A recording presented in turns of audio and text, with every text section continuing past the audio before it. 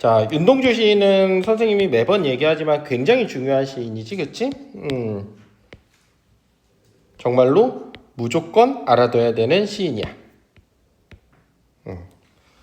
선생님이 수업하면서 우리 시인 이름 외워라 라고 하는 사람 앞으로 고등학교 3학년 그 수능 볼 때까지 10명이 채 안 돼. 10명이 채 안 되면 윤동주 정도는 꼭 알아두는 게 좋겠지, 그치? 일제시대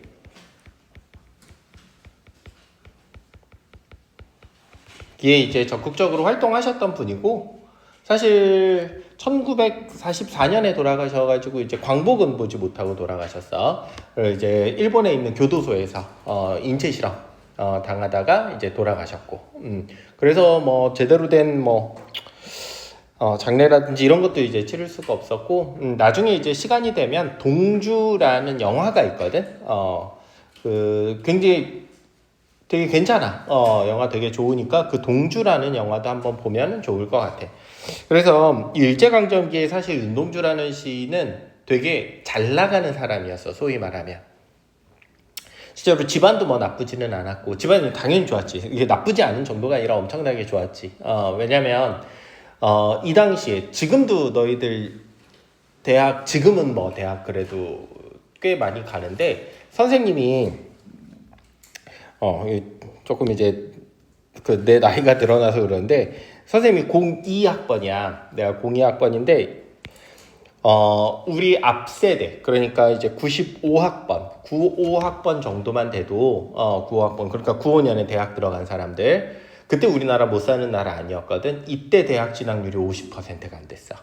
그러니까 실제로 이때도 돈이 없어서 대학을 못 가는 사람이 굉장히 많았어. 95년도까지만 하더라도. 근데 이제 2000년대 딱 넘어가면서 대학 진학률이 80%막 가까이 되고 이러거든. 그러니까 지금은 대부분 대학을 가잖아. 그치? 그런데 니네가 상상을 해봐. 일제강점기야. 우리나라가 전 세계에서 제일 못 살던 때야. 지금은 이제 제일 잘 사는 시대지만 우리나라가. 이때 대학을 간다는 건 지금의 서울대 교수급으로 공부를 잘한다고 생각을 해야 돼. 엄청난 재력도 있어야 되고 능력도 있어야 되고 학식도 있어야 되고. 그래. 그런데 이 윤동주 씨는 우리 연희전문학교 나왔지? 연희전문학교, 지금의 연세대학교야. 연희전문학교 나왔고, 연희전문학교랑 세브란스라는 병원을 합쳐서 연세대학교가 된 거야, 나중에. 그래서 연희전문학교를 나왔고, 그리고 일본으로 유학도 가. 그러니까 이 시대 일제강점기에는 정말로 이제 상류 계층이었어. 그럼 일본 사람들이 제일 포섭하고 싶어 하는 사람도 이런 사람이야. 그 지도자가 될 수 있는 사람들. 그러니까 이 조선의 지도자가 될 수 있고 조선을 이끌어갈 수 있는데 그게 일본 편에 딱 붙어. 그러면 가장 이제 좋은 자기 편이지. 반대로 제일 무서워하는 사람도 이런 사람이지. 선동할 수 있으니까. 그러면 이제 너희 같으면 되게 외모도 잘생기셨어. 외모도 잘생기고 돈도 많고 공부도 잘하고 뭐 그랬던 분이거든. 그럼 너희 같으면 실제로 독립운동에 적극적으로 참여를 할 수 있겠느냐를 한번 진지하게 고민을 해봐야 돼, 이 시대에. 그러니까 독립운동을 한다는 건 뭐 이상적으로 해야 좋은 말이지만 사실 우리가 모든 것을 걸고 하는 거거든. 나의 인생, 나의 삶, 우리의 가족, 이 모든 것들을 걸고 이 모든 것들을 한순간에 이룰 수도 있고, 아까 얘기했지만 이렇게 인체 실험 당하고 아주 괴롭게 죽어갈 수밖에 없는 그런 선택을 할 수 있느냐, 아니면 아주 지금 내가 가진 것들을 누리면서 편하게 살 것이냐, 당연히 고민이 됐을 것 같아요. 이 인간이라면. 그래서 이 윤동주 씨는 이런 인간적인 고민, 고뇌, 내적 갈등. 내적 갈등이라는 게 뭐 어려운 거 없어. 짜장면 먹을까 짬뽕 먹을까 이런 거 다 내적 갈등이야. 알겠지? 고민하는 거. 할까 말까 고민하는 거. 오늘 아침에도 얼마나 너희들 많은 고민을 하면서 왔어. 시험 끝난 지 이제 첫 주인데 오늘 하루만 더 빠질까 막 이런 고민들. 그치? 하루만 조금 더 쉴까, 은성이 한 5분만 더 잘까, 조금만 더 있다 나갈까, 이런 고민들 하잖아. 가야 하는 것과 가지 말아야 되는 것 사이에 이 내적 갈등들. 그러니까 윤동주 시인도 당연히 그런 것들이 있었겠지. 그치? 내가 이렇게 살아야 하나? 이렇게 사는 것이 맞는 삶인가? 혹은 완전히 다른 삶을 살아야 하는가? 그래서 반성적인 시, 이렇게 사는 게 맞는가? 자아성찰,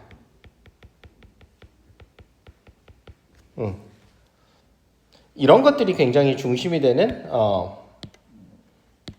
형태의 시들이 많더라. 이 100% 그렇다는 게 아니야, 알겠지? 100% 그렇다는 건 아니고 윤동주 시인의 시를 만나게 되면 이런 측면으로도 고민해보는 게 좋겠다 정도지 모든 시가 이렇다는 거 아니야, 윤동주의 시가. 자, 우리 한번 보자. 간이라는 시 한번 볼 건데 우리 한번 전체적으로 한번 항상 쭉 읽어보기로 했었지. 바닷가 햇빛 바른 바위 위에 습한 간을 펴서 말리우자. 요 간은 우리가 생각하는 그 간이야. 이게 뱃속에 있는 간. 코카사스 산 중에서 도망해온 토끼처럼 둘레를 빙빙 돌며 간을 지키자. 내가 오래 기르는 여윈 독수리야. 와서 뜯어먹어라. 씨름 없이 너는 살찌고 나는 야이어야지. 그러나 거북이야 다시 용궁의 유혹에는 안 떨어질 거야. 이거 보니까 토끼와 거북이 나오네? 그치? 우리 되게 잘 알고 있는 수군가의 내용이지. 프로메테우스, 불쌍한 프로메테우스. 프로메테우스가 뭐 한 사람이니, 다이나? 프로메테우스가 누구야? 그렇지, 인간한테 불을 가져다 준. 어렸을 적에 그리스 로마 신화 좀 읽었나 봐. 좋아. 불도적한 죄로 목에 맷돌을 달고 끝없이 침전하는 프로메테우스, 이렇게 되어 있어. 시가 조금 어려워. 그런데 하나하나 이제 뜯어보도록 하자. 알겠지? 좀 막 토끼와 간 얘기 나오고 코카서스도 나오고 프로메테우스도 나오고 하니까 조금 어려울 수 있는데 전체적으로 내용은 뭔가 간을 꺼내서 말리고 독수리가 이걸 뜯어먹으면 좋겠고 프로메테우스처럼 살고 싶어 하는 것 같기도 하고, 그치? 바닷가에 햇빛 바른 바위 위에서 습한 것을 말리고 싶대. 요 간은 내 몸속에 있는 무언가지, 그치? 이렇게 생각해도 좋을까? 양심? 뭔가 지켜야 할 것?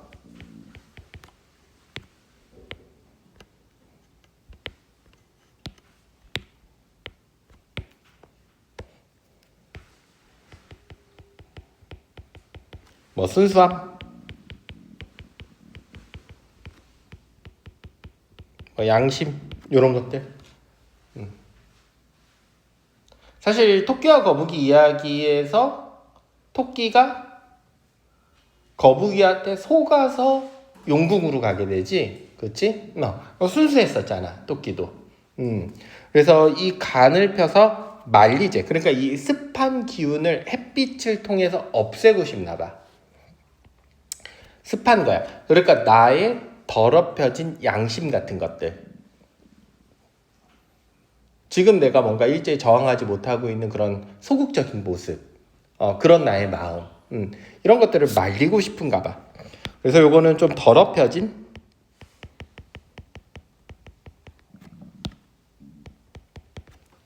간을 펴서 말리자. 자를 성찰하고 있네. 이런 해석이 없으면 조금 어려울 수 있어.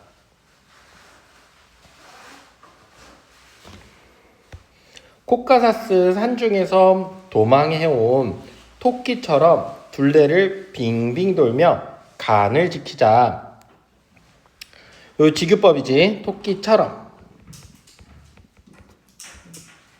어디 산중에서 도망해온 토끼처럼 뭐 하지? 이 간을 지키고 싶대. 다시 말해서 습한 간을 말리우면서 이 간을 회복하고 그 간을 지키고 싶다는 거야. 그래서 요 간 둘레를 빙빙 돌리며 빙빙 음성상징어 썼고, 이런 거 시간 줄 때 선생님이 꼭 적으라고 했었지. 샤프 들고 조금이라도 적어봐야 돼. 그러니까 더 이상 내가 이 순수함을 잃지 않고 원래대로 회복하면서 이 모습을 지키고 싶어 하는 거거든. 의지적이고 저항적인 모습도 보여주고 있어.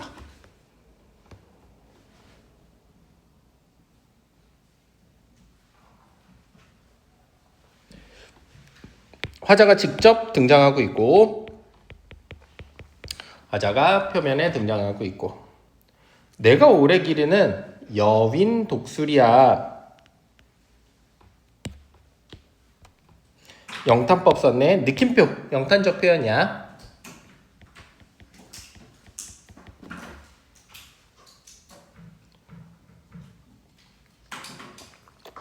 와서 뜯어먹어라. 씨름 없이. 내가 마음속에 기르고 있는 독수리가 있는데 이 독수리가 나의 간을 뜯어먹었으면 좋겠대.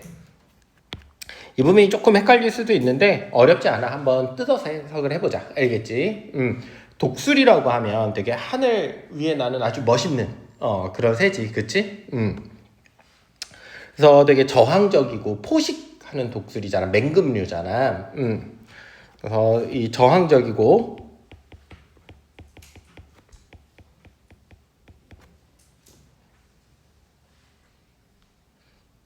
이 저항적인 자아가 내 마음속에 어딘가에는 계속 있었는데 지금 이 습한 간을 말리고 있어. 그러니까 이런 양심 그리고 조금 더럽혀진 것들 이런 것들을 독수리 보고 뭐 하라는 거야? 다 뜯어 먹어버리라는 거야. 다시 말해서 나는 이런 습한 간을 말리고 뜯어 먹히고 하면서 순수함을 되찾고 저항정신을 되찾고 싶어하는 의지를 보여주고 있지. 여기까지 이해됐니? 그래서 화자 내부에 뭐 예리한 자 이렇게도 표현하거든.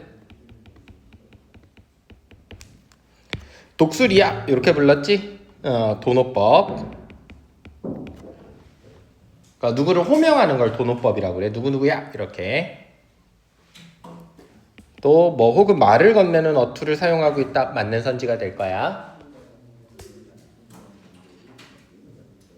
와서 뜯어먹어라. 내 간을 희생해서 더럽혀진 나를 뜯어먹어서라도 뜯어먹혀서라도 나는 뭔가 저항적인 의지를 불태우고 싶어. 자기 희생적 표현이 들어가 있고 명령어를 통해 주제를 강조하고 있다. 맞는 선지야. 알겠지? 뜯어 먹어라니까. 명령어 있고 더 이상 고민하지 말고 뜯어 먹으래. 뜯어 먹고 네가 배부르고 튼튼해져야 저항 의식이 생기는 거니까. 지금 여의였다고 되어 있잖아. 그렇지? 얘가 이제 커져야 되는 거거든. 사실 이 습한 간은 없어지고. 그러니까 걱정 없이 다시 말해서 고민하지 말고 그냥 와서 뜯어 먹으래. 이제 더 이상 고민하지 말래. 이 씨름 없이라는 말을 강조하고 싶었나 봐. 그렇지? 그래서 도치법 썼고 원래 저 자리에 들어가야 되는 거지. 씨름 없이 뜯어 먹어라. 이렇게 돼야 돼 원래는.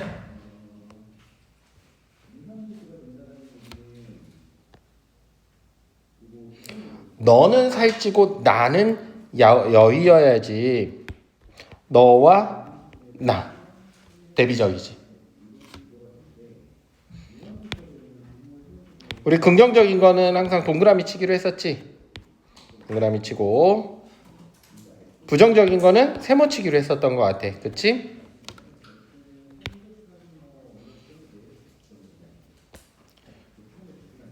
은성아, 너 여기서 누구니?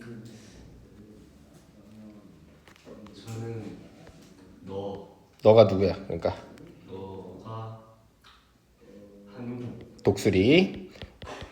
독수리잖아, 독수리. 독수리가 먹고 살쪄야 된다라고 되어 있어. 다시 말해서 뭐가 살쪄야 된다는 거야? 저항의식. 내 마음속에 있는 이 저항의식은 더 커져야 하고 여기서 나는 그럼 누구가 되겠어? 아까 습한 간을 가지고 있던 나. 이해됐니? 그래서 이 독수리는 결과적으로는 아까 얘기했던 이런 저항정신 혹은 순수한 자. 내적이고 본질적이고 혹은 순수하고 혹은 저항적이고 이런 것들은 내 마음속에서 좀 커져야 하고 또 여기서의 나는 누구야? 아까 습한 간을 가지고 있던 나. 이런 것만 좀 작아져야 돼. 육체적이고 본질적 혹은 현실적. 자, 나는 여의어야지. 그러나 거북이야.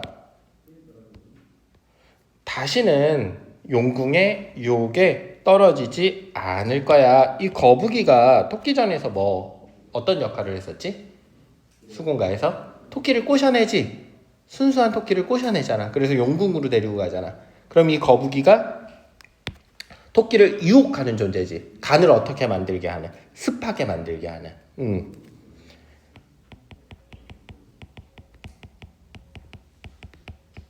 그럼 이걸 좀 외제적으로 시대적인 상황을 반영해가지고 우리가 해석을 한다면 이 거북이는 누가 될까? 일제. 그 윤동주를 이렇게 꼬시는. 우리 쪽 편에 서라. 너랑 같이 독립운동하던 사람들 이름 풀어라. 다시는 용궁도 역시 마찬가지겠지.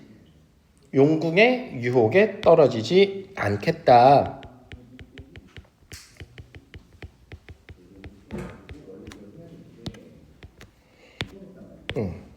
이런 것들을 좀 외제적으로 해석을 한다면 일제강점기의 일본이 될 수 있겠지. 그치? 안 떨어진다. 단정적 어조를 활용하고 있네. 단정적이지. 그러지 않을 거야.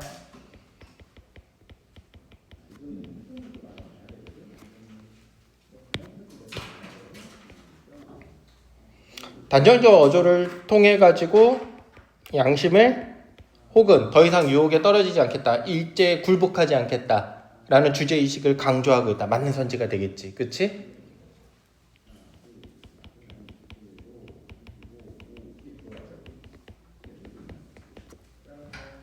프로메테우스, 불쌍한 프로메테우스. 불도적한 죄로 목에 맷돌을 달고 끝없이 침전하는 프로메테우스.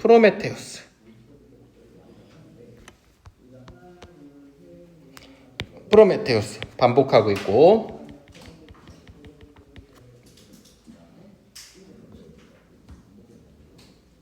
불을 도적했어. 인간에게 그러니까 하늘에서 불을 훔쳐서 인간한테 불을 건네준 존재잖아. 대신에 그걸로 평생 벌을 받거든. 그러니까 목에 맷돌을 달고 끝없이 침전하다, 가라앉는 프로메테우스. 그럼 내가 누가 되겠다? 내가 이런 프로메테우스가 되겠다. 다시 말해서 이 불을 건네주는 역할, 내가 앞장서는 역할. 대신에 나는 얼마든지 고통받고 희생당해도 상관없어. 그래서 요거 동일시하고 있지. 누구랑 동일시하고 있어? 화자랑 동일시하고 있지.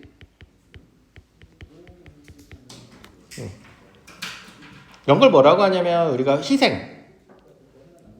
희생해가지고 내가 모든 걸 짊어질 거야.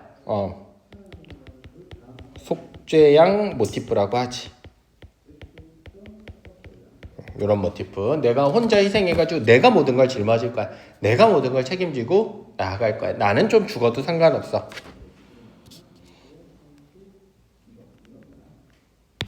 끝없이 침전하는, 하강적이고,